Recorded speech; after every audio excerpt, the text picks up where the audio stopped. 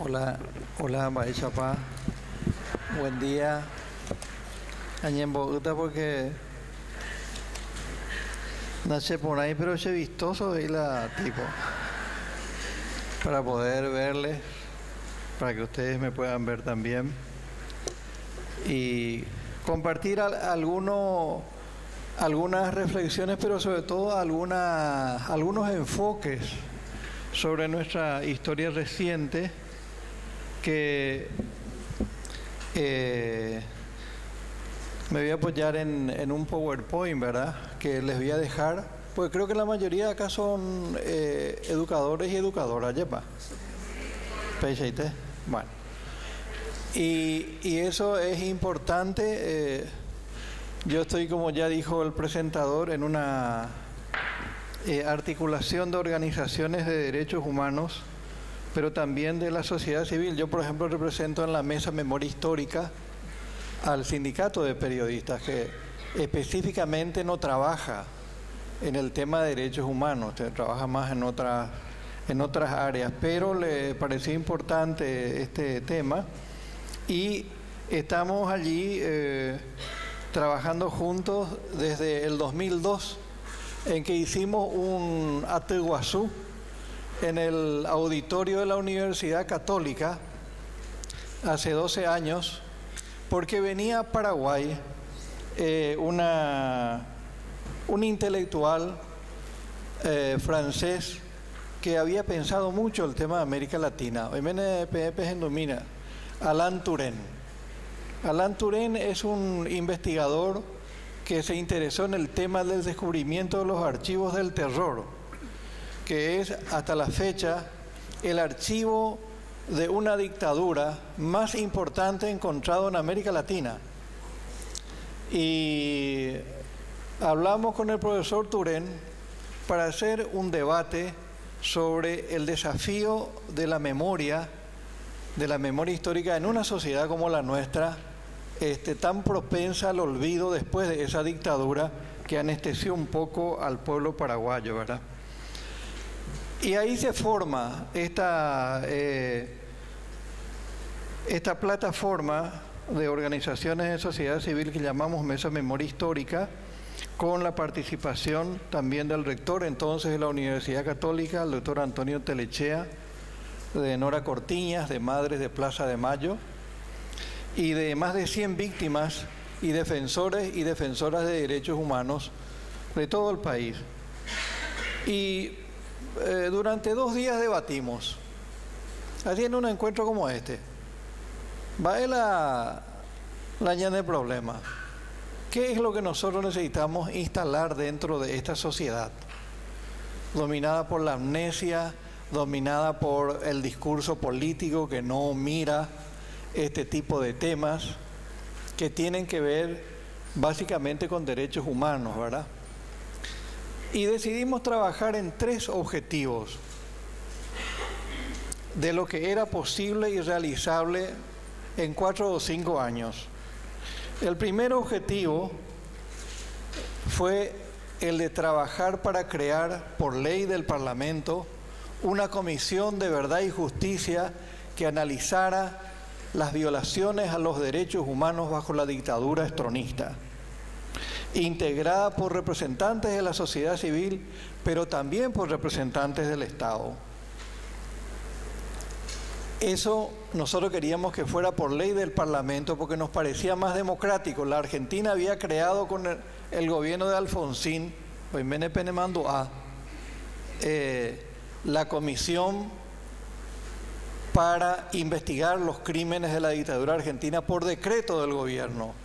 Pero nosotros queríamos que fuera por el Parlamento, que se discutiera para que tuviera mayor peso.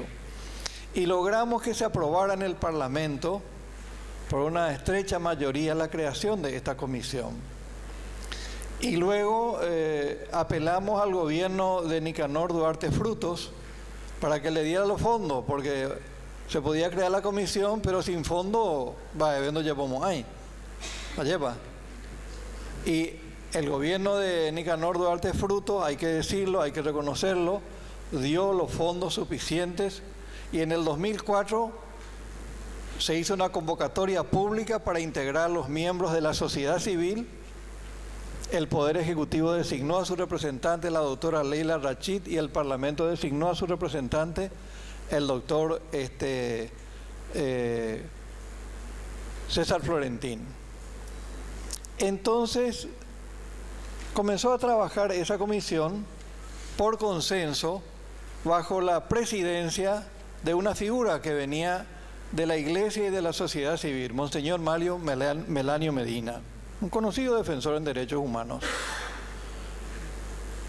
Esta comisión de 9 miembros trabajó durante 4 años, recibiendo declaraciones, y en 2008, vamos a ver después una foto, entregó en un acto público en el Teatro Municipal las conclusiones de 4 años de trabajo ante los representantes de los 3 poderes del Estado.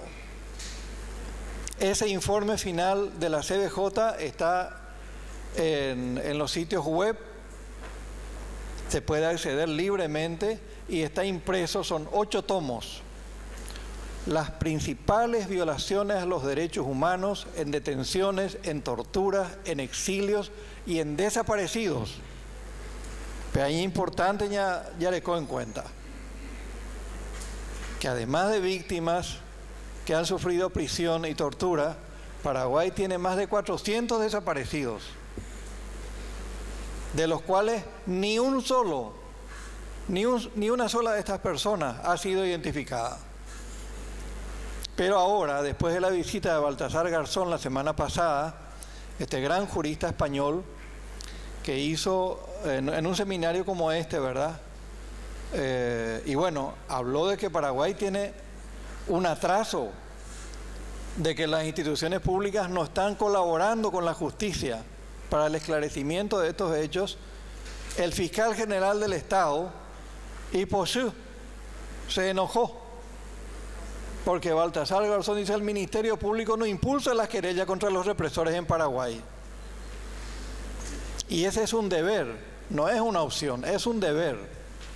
Y en segundo lugar dijo el tema de los desaparecidos, que hace poco Naciones Unidas, y acá está la representante en derechos humanos, quizás nos diga algo, Naciones Unidas lanzó una recomendación a Paraguay para que avance en el tema de la identificación, la búsqueda y la identificación de los restos de desaparecidos, de hombres y mujeres, muchos de ellos en el marco de un plan criminal, de un pacto ilegal que se llamó el Plan Cóndor, entre las dictaduras militares de la época, Pinochet, Stroessner, Videla, la dictadura militar brasileña, y vamos a ver algunas de estas figuras que fueron desaparecidas y cuyos familiares, todos tenemos un pariente, ¿verdad? Un primo, una hermana o un tío o abuelo que sufrió represión. Estas familias de desaparecidos hasta hoy, como dicen los psicólogos, no pueden hacer el duelo porque no saben dónde ir a rezar, a depositar una flor o una vela. Doy cuaimo y desaparecido, la familiar. Pero con Angañe Perú ese programa. El Ministerio de Justicia desembolsó finalmente los fondos y ha comenzado ese trabajo muy importante. El segundo objetivo que nos planteamos fue, en este periodo, que un ex centro de detenciones de opositores políticos a la dictadura, conocida como La Técnica, del Ministerio del Interior, seguramente ustedes habrán escuchado hablar, ¿verdad?, se ha convertido en un museo de la memoria. Y eso se logró en el 2006, y debo decir acá que a pesar de que ese local pertenece al Ministerio del Interior, logramos la Mesa Memoria Histórica y la Fundación Celestina Pérez de Almada que se incorporara el Ministerio de Educación en un convenio para manejar ese museo, porque el Ministerio del Interior, pues, no le corresponde, no está dentro de sus finalidades manejar un museo, y posiblemente no sepan hacerlo, pero el Ministerio de Educación sí. Y acá debo rescatar el gesto muy valiente, muy comprometido de la entonces ministra de Educación, Blanca Ovelar, que firmó ese convenio y se comprometió y dio todo el apoyo para que tuviéramos educadores y para que el Ministerio de Educación invitara a los colegios a que visitaran este museo, que no sé si saben dónde queda. Pecoaba. ¿Ah? Queda en la calle Chile 1066 frente a la Tercera y está abierto todos los días de 8 de la mañana a 4 de la tarde y su acceso es libre y gratuito. PAP visita y importante ITRI para los docentes. Vienen colegios de todos los puntos del país, vienen universidades de Paraguay, de Canadá, de Israel, de Europa. Para conocer, entre otros sitios, vienen para conocer ese Museo de la Memoria. Es un pequeño esfuerzo de la sociedad civil para mantener eso allí con la Fundación Celestina Pérez de Almada. Y el tercer objetivo, que está en desarrollo todavía, es que el Parlamento creara una ley, por ley, un año de la memoria histórica. Y el Parlamento aprobó hacer un año de la memoria histórica. Entonces comenzamos a hacer talleres en la misma línea que hablaron acá los que me antecedieron en el uso de la palabra, trabajando en los colegios. Nos fuimos a los colegios para hablar de la historia reciente, de las violaciones a los derechos humanos, para conocer, porque en la medida en que no conozcamos esto, este pasado, como ya señalaron acá, nosotros podemos volver a caer en el autoritarismo, allá va, en el líder mesiánico que viene a prometernos el oro y el moro, llegar al paraíso, pero resulta que en definitiva Ñandere Kosei Ipogube nos quiere tener como si fuéramos una manada, como si fuéramos un rebaño que tiene que seguir obediente las instrucciones, y nuestro tiempo, este siglo XXI, ya no da para eso, ¿verdad? Tenemos que trabajar para crear, como se dijo acá y compartimos plenamente, una cultura basada en la paz, en la tolerancia, en el respeto al otro, a la idea diferente, en el respeto a las diferencias. Y eso exige conocer nuestro pasado reciente. Porque se iban a peteñe enga, la tabú nico nan ñande yukai, pero ñandere ko asei. ¿Cierto, vea? La ignorancia no nos mata, pero nos hace llevar una vida sufrida. Porque el que ignora su pasado, el que ignora los avances del conocimiento y de la ciencia, está condenado a vivir con una mentalidad y con una estructura de hace 100 años. Y recuerdo que vino hace unos años un premio Nobel de Química, el doctor Gutrich, premio Nobel. Y yo le hice una entrevista como periodista. Y los periodistas le preguntamos al que viene de afuera, ¿qué ve de Paraguay? ¿Qué le llamó la atención? Y me dijo él, me fui hasta Ciudad del Este, hasta Alto Paraná. ¿Y qué le pareció ese viaje? Y bueno, me dice, he visto a los costados de la ruta comunidades donde hay gente que están con el arado labrando la tierra, surcando la tierra, me decía. Y eso para mí es una novedad, decía. ¿Y por qué? Le dije. Porque eso en Suiza, él es suizo, ¿verdad? Hace 100 años se trabajaba así, dice. O sea, nosotros tomamos eso como una postal folclórica, pero en realidad es una imagen del atraso. Y ese atraso creo que solo puede ser llevado adelante, combatido, destruido, si conocemos ese pasado, Y ahí el papel de los educadores y educadoras es trascendental. Y esto no es un piropo para ustedes. Porque como dice ahí ese lema,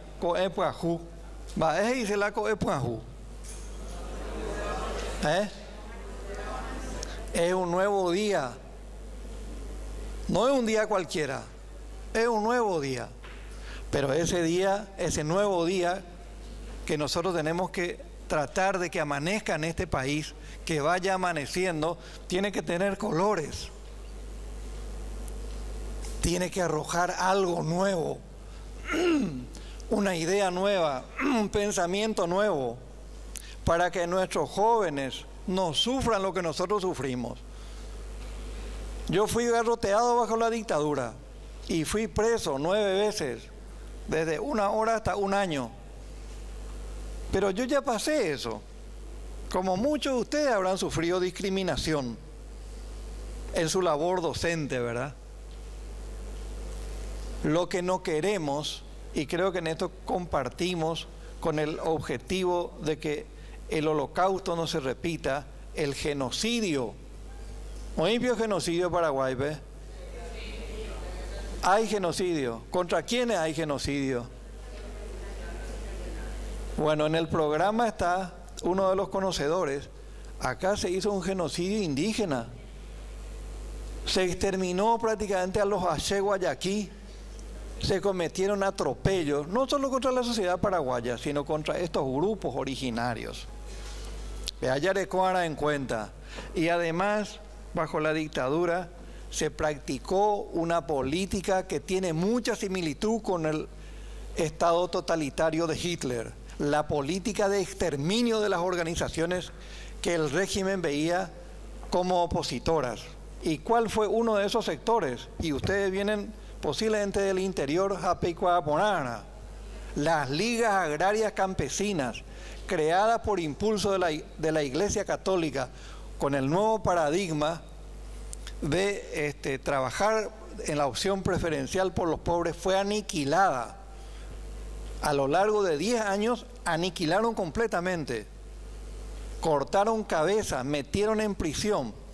Ese fue un retroceso que hasta hoy yo creo que nosotros no hemos podido superar. Y de los indígenas ya les va a hablar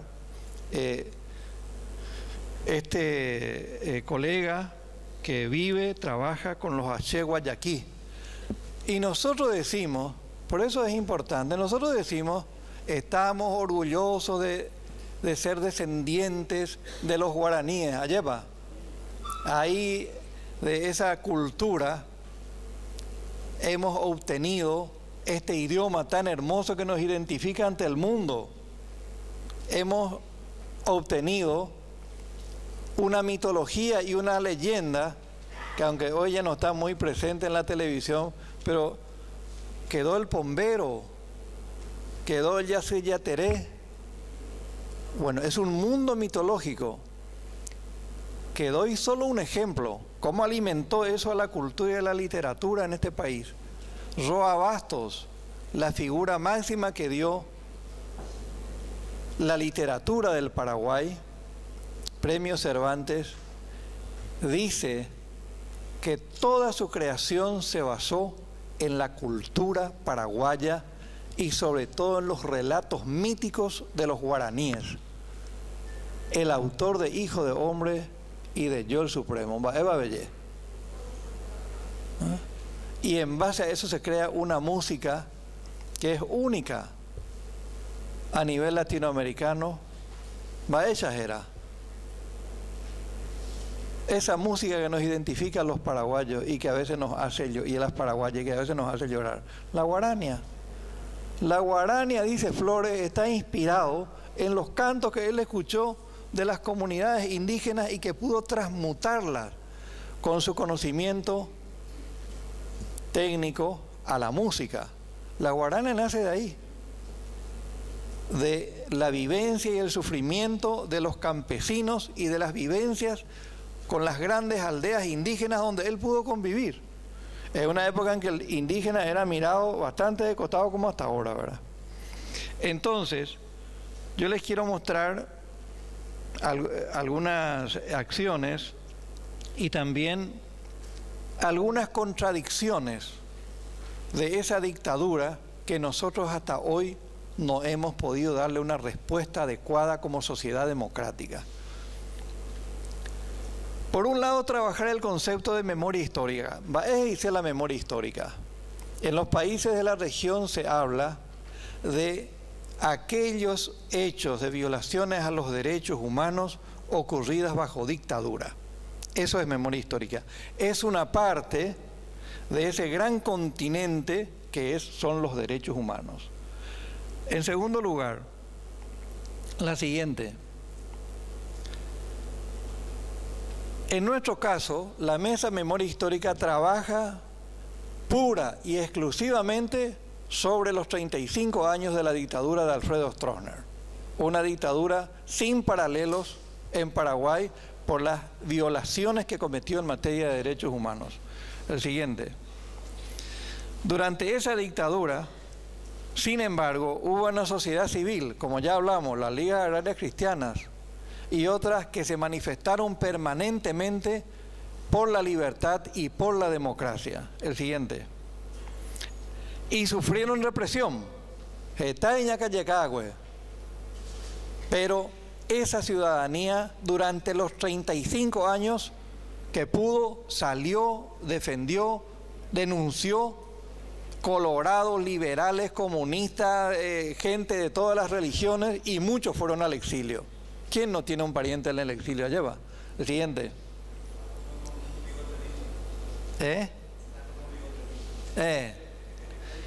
Acá hablamos de algunos presos y exiliados. El siguiente.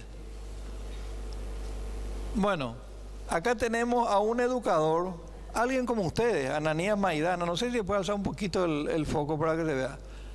Ananías Maidana, encarnaceno, educador, fue detenido en plena juventud, permaneció 20 años en prisión, sin juicio, en la comisaría tercera, llamada el sepulcro de los vivos. Estaban ahí condenados para morir, era un sepulcro. El siguiente. El capitán Napoleón Ortigosa, Nelson Mandela es el preso político más antiguo del mundo. ¿Saben cuánto estuvo? 27 años preso. El capitán Ortigosa, un oficial brillante de la caballería, honesto, que no se prestó a las corrupciones, fue detenido. ¿Saben cuánto tiempo permaneció detenido? 27 años. Es el preso político más antiguo de Sudamérica y entre los presos del mundo. Y pudo subsistir a la dictadura. Y le dio su cooperación a este país porque se fue al exilio, volvió y trabajó en el Ministerio de Educación en la parte de museos. Pudo sobrevivir a su propio tormento psicológico. El siguiente. Necesito hablarle de quién es este hombre. Yaicuadaponáneo, Luis Alfonso Res, un héroe.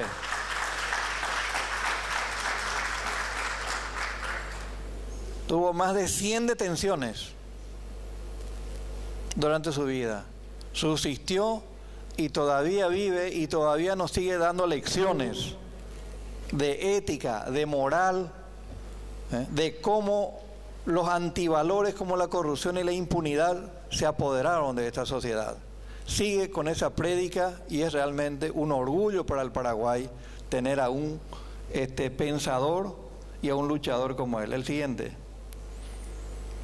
Bueno, acá tenemos posiblemente, junto con Res, una de las mayores figuras de la lucha por los derechos humanos, doña Coca de Lara Castro, una activista de ley, una mujer que agarraba una olla de comida para ir a las comisarías a darle a los presos políticos y para tomar los nombres de los presos políticos y enviarlos a las organizaciones de Naciones Unidas o de los Estados Unidos de Europa para que se supiera quiénes estaban allí. Eso le salvó de la muerte a muchos y a muchas, porque se sabía y venían los organismos internacionales a pedir. El siguiente. Antonio Maidana, también educador, 20 años de prisión, sin juicio. Fue liberado por la presión internacional por Stroessner, era comunista, se fue al exterior y quiso seguir luchando desde Buenos Aires y fue víctima del Plan Cóndor. Increíble. Después de 20 años de prisión, fue secuestrado y permanece desaparecido hasta hoy. El siguiente. El ingeniero Virgilio Vareiro, 15 años de prisión. Ingeniero que trabajaba en Antelco y fue separado por su ideario socialista, fue metido en prisión sin juicio y pudo sobrevivir. Fue a Alemania y después volvió y se puso a enseñar guaraní y vive hasta hoy. Acaba de publicar sus memorias, les recomiendo que compren. Mis memorias se llama. Siguiente. Olga Blinder, de Schwarzman, una de las grandes artistas y docentes en materia de educación por el arte. Fue hostilizada permanentemente por el régimen. Sus hijos sufrieron prisión por sus ideales libertarios y ella fue prohibida de salir muchas veces del país. Pero ella no decayó en sus convicciones democráticas y algún día vamos a hacer otro evento y vamos a mostrar algunos de los grabados que ella hacía. Torturado se llama una serie, 35 grabados, y no hecho después de la caída. En los años 60 hacía. El siguiente. No necesito presentarles.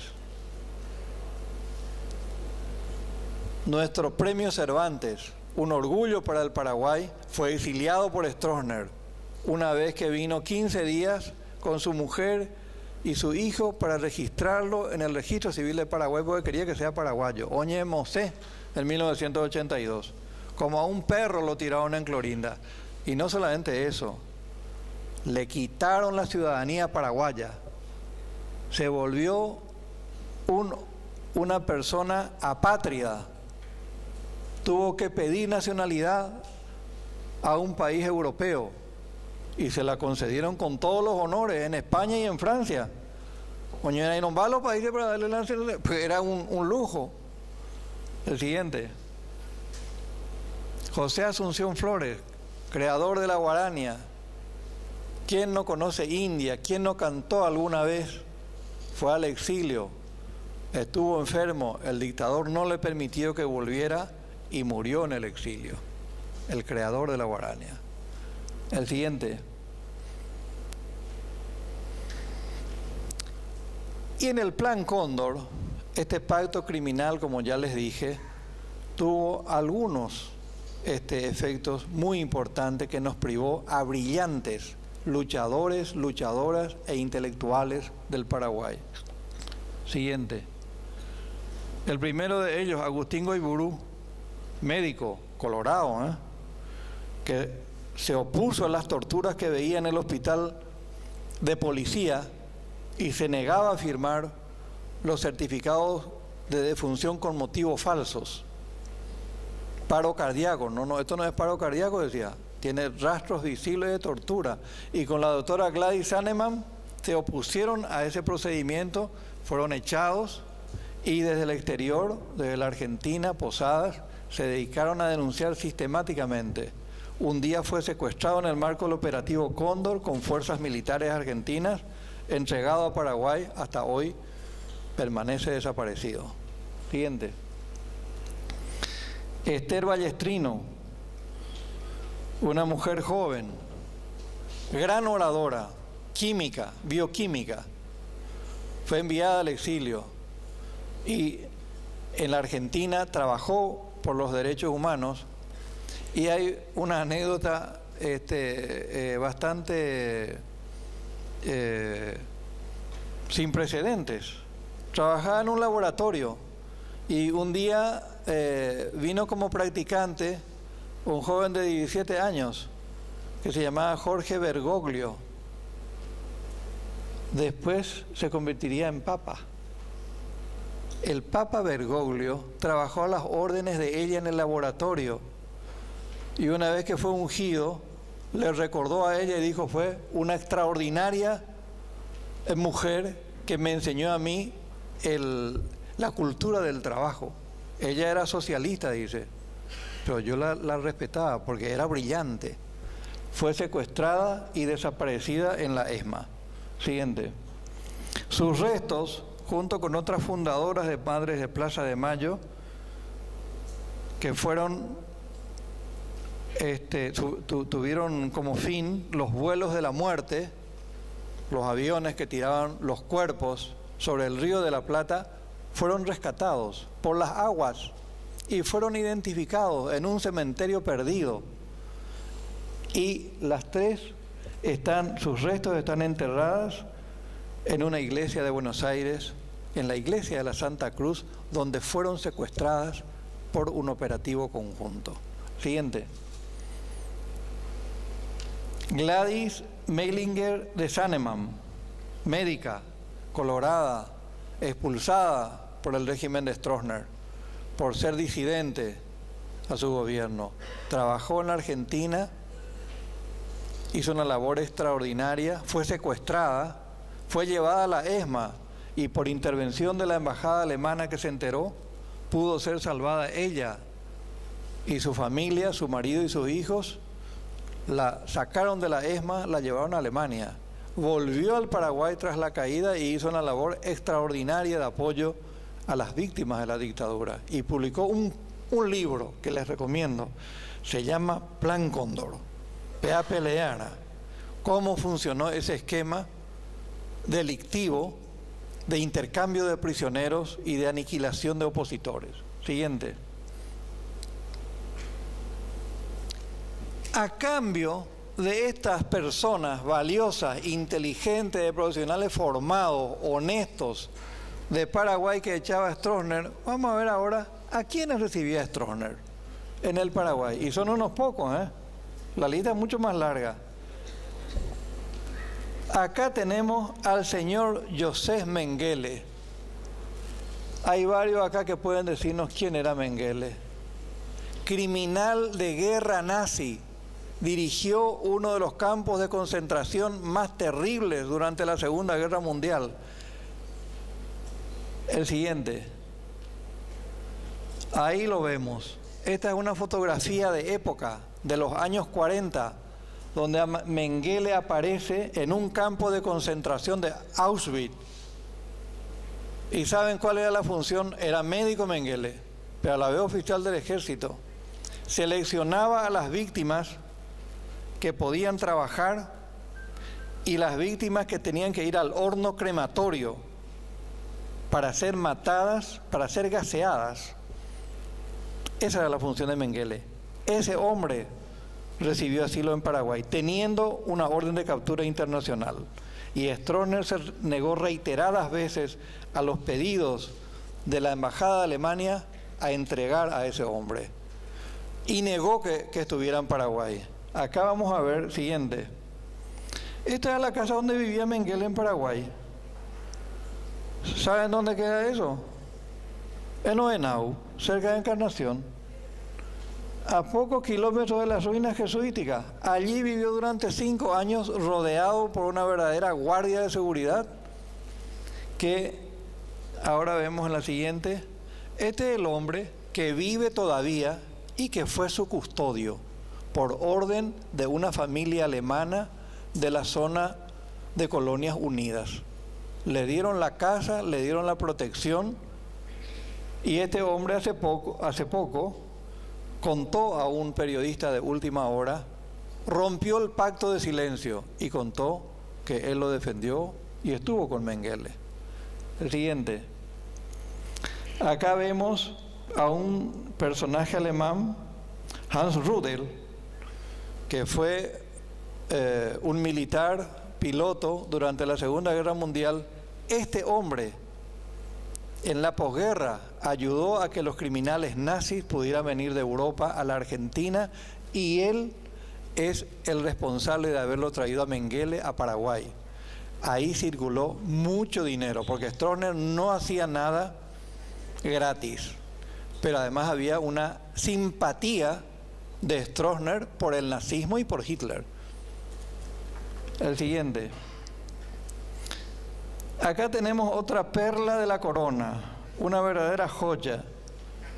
François-Auguste Ricoeur, el jefe de la Conexión Latina, con sede en Marsella, Francia, que dirigía el tránsito de la cocaína de Asia, Europa, venía a Estados Unidos para ingresar, venía a América Latina para ingresar a Estados Unidos durante años.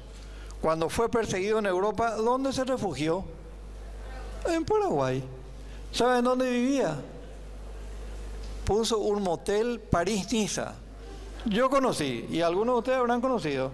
Aparecía como un viejito ahí, de pelo blanco, que cuidaba el motel. Dirigía la organización más importante en Paraguay, Enitá Enramada. Enitá Enramada. Y Stroessner se negó a entregarlo a varios pedidos de Estados Unidos hasta que le vino un ultimátum del gobierno de Nixon, que no era ningún gobierno amante de los derechos humanos, pero le dijo: usted nos entrega ese criminal que tiene ahí o Estados Unidos le corta la ayuda militar. Y de alguna manera le retiraba el apoyo político y podía caer esa dictadura. 1972. Y Stroessner tuvo que entregarlo. Vino un avión, un acorazado volante, vino para llevarlo a este hombre. Y purgó 10 años en Estados Unidos. Y acá desparramó dinero, pero ojo, con la llegada de Ricoeur se instala la cocaína en Paraguay, como lugar de tráfico y como consumo de las clases ricas. El siguiente. Y acá está otra perla de la corona. Un criminal, Anastasio Somoza, con una guerra civil donde habían matado a más de 15.000 nicaragüenses para mantener una dictadura sangrienta, expoliadora. Ningún país quiso recibirlo, ni Estados Unidos, que había sido su instructor y su respaldo. ¿Saben dónde vino a parar? Stroessner le dio lugar en Paraguay. Ni los colorados estaban de acuerdo con eso. No digo ya la oposición ni las organizaciones de derechos humanos. A los 1 año fue asesinado por un comando. Y, obvio, era recibido porque tenía una fortuna, mala vida, de más de 500 millones de dólares. Esas eran las perlas que Paraguay recibía, mientras por otro lado expulsaba a su gente más calificada. El siguiente. Acá hay otro amigo del dictador, Augusto Pinochet, el dictador de Chile, que como no sabía dónde invertir parte de los 30 millones de dólares que acumuló ilegalmente, invirtió en Paraguay y logró un acuerdo con Stroessner y compró varias residencias y tierras, porque en otro país no le permitían. Pinochet tuvo ese vínculo y esa protección de Stroessner. El siguiente. Pero estos crímenes, y con esto concluyo, fueron investigados por esta Comisión de Verdad y Justicia que les hablé y que cumplió una excelente labor. Este informe debe leerse cada paraguayo, cada paraguaya, porque ahí está la realidad de lo que pasó en materia de derechos humanos y su legado de corrupción y de impunidad, de tortura que sigue habiendo hoy en Paraguay, pese a que se han creado ya mecanismos y confiamos que esos mecanismos van a ser importantes para revertir algunas de estas cuestiones. Pero les reitero, ese COEPUAJU que está ahí, en realidad está en manos de ustedes. Nosotros estamos para ayudarlos y para trabajar, y felicito a los organizadores del Ministerio de esta Organización de Cultura por la Paz de que se impulse este tipo de temas para que no seamos un pueblo desmemoriado. Muchas gracias.